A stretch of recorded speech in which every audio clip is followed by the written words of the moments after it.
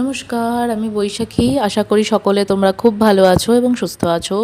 শুভ কোজাগরী লক্ষ্মী পুজোর সকলকে অনেক অনেক শুভেচ্ছা। তো কোজাগরী লক্ষ্মী পুজো নারকেলের নাড়ু হবে না, এটা তো হতেই পারে না। আমি নারকেল কোড়াতে বসেছি, দুটো নারকেল নিয়ে বসেছি, নারকেলের নাড়ু করব আর একটু ঠাকুরকে, আমার নারায়ণ ঠাকুরকে দেব হচ্ছে সিন্নি। আর এখানে আমি সবার প্রথম বানিয়ে নিয়েছি হালুয়া, তারপরে নারকেলের নাড়ু বানাবো, তারপরে লুচি ভাজবো।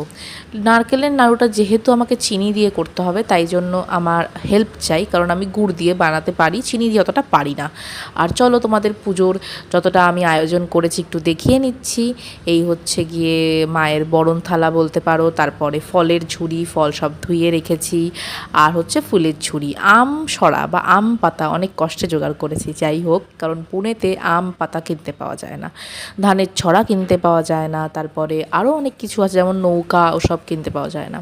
তো যাই হোক, লক্ষ্মী পুজো লুচি সুজি হবে না, এটা তো হতেই পারে না। যেহেতু আমরা মাকে অন্ন ভোগ দিই না, তাই জন্য আমরা করে নেব লুচি আর সুজি আর নাড়ু। আমার আজকে খুব ইচ্ছা করছিল তিলের নাড়ু দিতে, তারপরে খই মুড়ি মুরকি এসব দিতে, কিন্তু কি বলবো, খই মুড়ি মুরকি কোথায় কিনতে পাওয়া যায় আমি ঠিক জানি না। পাওয়া যায়, বাট তার জন্য একটা জায়গায় পাওয়া যায় যেটা কিনা আমার এরিয়া থেকে অনেকটা দূরে, তাই জন্য আমার সেটা নিয়ে আসা হয়নি। তাই আমি মাকে বলবো, মা তুমি শুধু নারকেলের নাড়ু খেয়েই খুশি হও, আমার কিচ্ছু করার নেই। আর একটু ফুলকো ফুলকো লুচি আর সুজি মায়ের জন্য আমি প্রস্তুত করেছি। এই হচ্ছে আমার ছোট্ট আয়োজন মা লক্ষ্মীর জন্য। আর 5 রকম ফল তো রয়েইছে। আশা করি তোমরা সকলে তোমাদের বাড়িতে পুজো করছো। আর এই হচ্ছে আমার ছোট্ট আয়োজন, যেই পুজোটা আমি নিজে একাই পাঁচালি করে করেছি, কোনো ব্রাহ্মণ বা কাউকে আমি ডাকিনি। কারণ এক তো পুনেতে বাঙালি অনেক বেশি, ব্রাহ্মণের সংখ্যা কম, তাই ব্রাহ্মণ নিয়ে অলরেডি টানাটানি চলে। তো এরকম ব্রাহ্মণ পাওয়া একদম পসিবল না, তাই নিজেই পুজোটা করতে হবে। যাই হোক, যেমন পেরেছি করেছি। আর হ্যাঁ, সবার শেষে ঠিক পুজোর আগে আমি আলপনাও দিয়েছিলাম দরজাতে।